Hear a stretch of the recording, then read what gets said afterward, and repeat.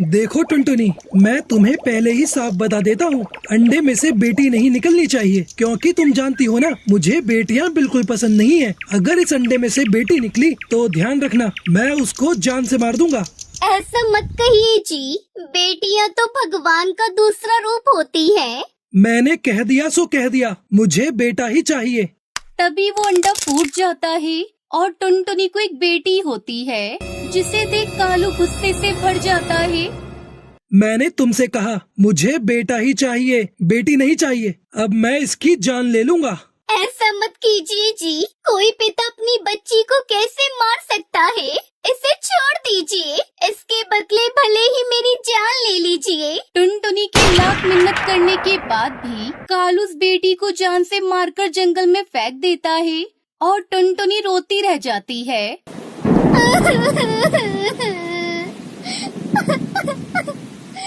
हे ऊपर वाले, अपनी बेटी को मरते हुए देखने से तो अच्छा था कि तुम मुझे ही मार देता। समय बीतता गया और एक दिन टुनटुनी को एक साथ 3 बेटियां हुई। टुनटुनी को कालू का डर सताने लगा, इसलिए वो बहुत घबराने लगी। अरे ये क्या हो गया? अगर कालू जी को पता चल गया कि मुझे एक साथ 3 बेटियां हुई हैं, तो वो इनकी जान ले लेंगे। मुझे कुछ तो करना होगा, मैं अपनी बच्चियों को नहीं मरने दे सकती। बहुत सोचने के बाद टुनटुनी अपनी तीनों बेटियों को लेकर उड़ जाती है और उन्हें एक जगह पर छिपाकर जाने लगती है। तभी उसकी सबसे छोटी बेटी कहती है, माँ, अभी हम तीनों बहुत छोटे हैं, आप हम तीनों को क्यों छोड़कर जा रही हो? माँ, हमारा ध्यान कौन रखेगा? मुझे माफ कर दो मेरी बच्चियों, अगर मैं तुम तीनों को अपने साथ रखती तो तुम्हारे पिताजी तुम्हारी जान ले लेते। तुम तीनों यहाँ बिल्कुल सुरक्षित हो, बस यहाँ से बाहर मत निकलना। बाहर शिकारी पक्षी घूमते रहते हैं। मेरी प्यारी बच्ची, मैं तुमसे रोज मिलने आया करूँगी। ठीक है माँ, लेकिन वापस जल्दी से आ जाना। इसी तरह टुनटुनी रोजाना जब कालू कौवा सो जाता, तब कालू से छुपकर वो अपनी बेटियों से मिलने जाती थी। ये टुनटुनी रोज मुझसे छुपकर कहाँ जाती है? कुछ तो बात है, आजकल मुझ पर ध्यान भी नहीं दे रही है। मुझे इसका पीछा करना होगा। कालू कौवा उसका पीछा करते हुए उसी जगह पहुंच जाता है जहां टुनटुनी तीनों बेटियों को खाना खिला रही थी। कालू कौवे को अपने सामने देखकर वो चारों बहुत डर जाती हैं। मेरे साथ इतना बड़ा धोखा टुनटुनी, मेरी 3 बेटियां हैं और आज तक तूने मुझे खबर भी नहीं लगने दी। अब तू देख मैं क्या करता हूँ, मैं इन तीनों को बेचकर पैसा बनाऊंगा, पैसा।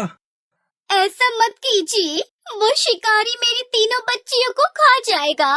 भगवान के लिए हमें बख्श दीजिए, मेरी बच्ची को छोड़ दीजिए। तभी कालू कौवा टुनटुनी को बुरी तरह से मारने लगता है। माँ को छोड़ दीजिए, मत मारिए इन्हें। कालू कौवा टुनटुनी को बुरी तरह से घायल कर देता है और टुनटुनी को वहीं छोड़कर तीनों बेटियों को अपने साथ लेकर उड़ जाता है और उन्हें शिकारी बाज के पास ले जाता है।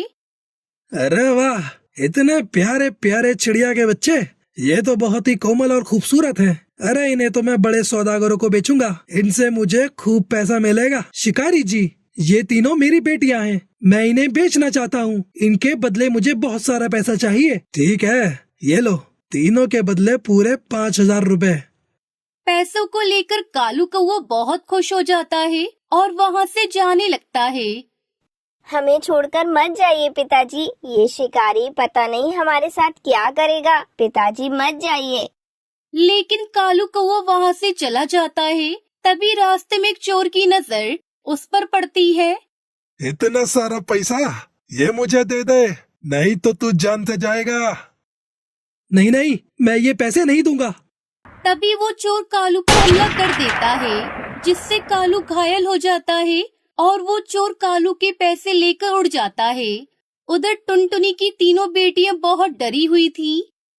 अब मैं तुम तीनों को सौदागर को बेचूंगा, उससे मुझे बहुत सारा पैसा मिलेगा। ये सुनकर तीनों बहुत डर जाती हैं। तीनों बेटियां कैद हो गई थी। सुनो मेरी बहनों, हमें इस शिकारी को चकमा देकर यहाँ से भागना होगा। पर कैसे? उस शिकारी ने तो हमें पिंजरे में बंद कर दिया है, अब हम क्या करेंगे? और उधर टुनटुनी बहुत परेशान थी। पता नहीं तुम कहाँ हो मेरी बच्चियों। अगर मुझे तुम्हें ढूंढना है तो मुझे तुम्हारे पिता के पास फिर से जाना होगा, लेकिन मैं तुम्हें ढूंढ कर ही रहूंगी मेरी बच्चियों। टुनटुनी ढूंढते हुए जैसे ही कालू के पास पहुंची तो वो घबरा गई। अरे आप तो बहुत जख्मी हो, ये चोट आपको कैसे लगी? कालू कौवा टुनटुनी को उस पक्षी की कहानी बताता है। तभी टुनटुनी घायल कालू की मदद करती है। देखा आपने, आपको अपनी बेटियों को बेचने की सजा मिली है। अगर आप अपनी गलती सुधारना चाहते हैं तो बता दीजिए, कहाँ है हमारी बेटियाँ? मैंने बेटियों को शिकारी बाज को बेच दिया है। चलो हम उसके पास चलकर अपनी बच्चियों को ले आते हैं। कालू और टुनटुनी शिकारी बाज के ठिकाने पर पहुंचते हैं। यहाँ तो ना ही शिकारी है और ना ही हमारे बच्चे। वो शिकारी हमारी बेटियों को कहाँ ले गया? कहीं उसने हमारी बेटियों को खा तो नहीं लिया? वो शिकारी किसी बड़े सौदागर को चिड़िया के बच्चे बेचता है। वो जरूर हमारी बेटियों को उस सौदागर के पास लेकर गया होगा, पर वो सौदागर कहाँ रहता है ये मैं नहीं जानता। अरे ये तो बहुत मुश्किल हो गई। अब हम कैसे ढूंढेंगे अपनी बच्चियों को? उधर शिकारी बाज उन तीनों को सौदागर शिकारी उल्लू के ठिकाने पर ले जाता है। ओए ओए, अरे वाह, ये बच्चा तो बहुत ही उम्दा है। इन्हें खाकर तो मुझे बड़ा मजा आ जाएगा। बहुत खूब शिकारी, ये लो अपने पूरे 50,000 रुपए। शुक्रिया सौदागर जी। लगता है अब ये सौदागर हमें खाकर ही रहेगा। इस सौदागर ने हमें खरीद लिया है, अब हम नहीं बच पाएंगे। वैसे अच्छा ही है, हम जीकर भी क्या करेंगे। वैसे भी हमारे खुद के पिताजी ने हमें यहाँ बेच दिया। पता नहीं हमारी माँ किस हाल में होगी, जिंदा होगी कि नहीं। अब हम जीकर भी क्या करेंगे। सही कहा, माँ होती तो हमें जरूर बचाती। वैसे भी माँ के बिना जीवन नहीं होता। क्या पता माँ जिंदा हो। चलो हम यहाँ से भागकर अपनी माँ को बचा लेते हैं। इतना बोलकर तीनों एक साथ वहाँ से निकलकर भागती हैं। तभी सौदागर भागते हुए सबसे छोटी बेटी सुनहरी को अपने पंजों में दबा लेता है और शिकारी से कहता है, अरे ओ शिकारी, तेरे होते हुए बच्चियां भाग गई, इसलिए अब मैं तुझे एक बच्ची के ही पैसे दूंगा। ला मेरे बाकी के पैसे वापस कर, नहीं तो मैं तुझे ही खा जाऊंगा। शिकारी बाज पैसे वापस नहीं लौटाना चाहता था, इसलिए वो सोच में पड़ गया कि अब वो क्या करे। मैंने तो तुम्हें बच्चियां दी थी, अब वो भाग गई तो इसमें मेरी कोई गलती नहीं है। अब मैं तुम्हें कोई पैसे वापस नहीं देने वाला। इतना बोलकर शिकारी बाज पैसे लेकर वहाँ से भागने लगता है। तभी सौदागर उससे कहता है, ओए जहाँ भागना है भाग जा, एक दिन मैं तुझे मारकर खा जाऊंगा। ये सुनकर शिकारी बाज वहाँ से भाग जाता है, लेकिन उसके मन में डर बैठ जाता है कि सौदागर शिकारी उल्लू से पकड़ लेगा तो छोड़ेगा नहीं। फिर वो अपने घर पहुँचता है तो देखता है कि कालू और टुनटुनी उसी के घर में उसके इंतजार कर रहे थे। शिकारी भाई, हमें हमारी बच्चियां वापस कर दो, हम आपका पैसा आपको लौटा देंगे। इनकी दो बेटियां तो सौदागर के पास से भाग गईं। क्यों ना इन दोनों को ही सौदागर को दे दूं। मैं उसके पैसे लेकर भागा हूँ, वरना वो मुझसे बदला जरूर लेगा। ठीक है, मैं तुम्हें तुम्हारी बेटियों के पास ले चलता हूँ, चलो मेरे साथ। तभी शिकारी कालू और टुनटुनी को उसी शिकारी उल्लू के पास ले जाता है और कहता है, सौदागर जी, वो दो बेटियां तो भाग गईं, लेकिन कोई बात नहीं, मैं उनके बदले में उनके माँ बाप ले आया हूँ, आप इन्हें खा लो। माँ पिताजी आप दोनों, पिताजी आपको तो चोट लगी है, माँ मुझे बचा लीजिए माँ। ओए ओए, ऐसे कैसे बचा लेगी तेरी माँ? तू अभी मेरे कब्जे में है और तू अब मेरी खुराक बनने वाली है। तेरी ये कमजोर माँ और घायल पिता कुछ नहीं कर पाएगा। ओ बाज, इन दोनों को भी पिंजरे में बंद कर दो, मैं इन तीनों को एक साथ ही खाऊंगा।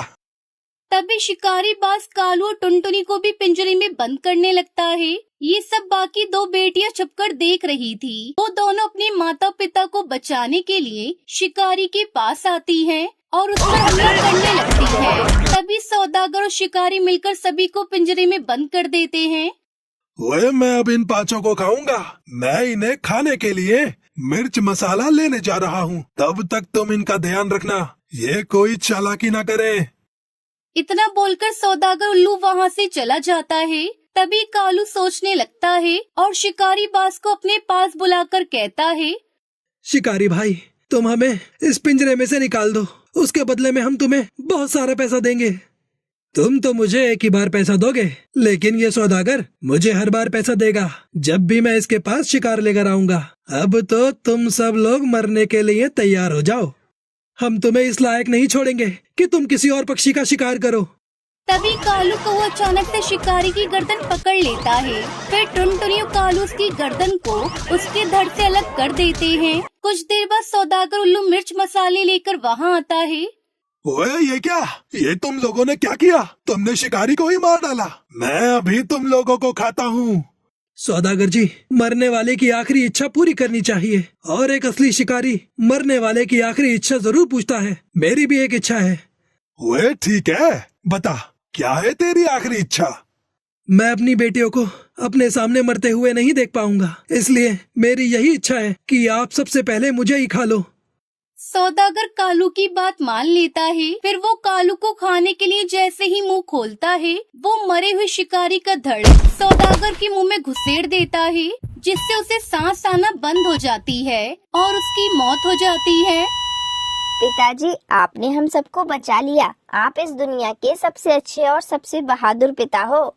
इसके बाद से कालू अपनी तीनों बेटी और पत्नी से बहुत प्यार करने लगता है और खुशी खुशी उनके साथ रहने लगता है।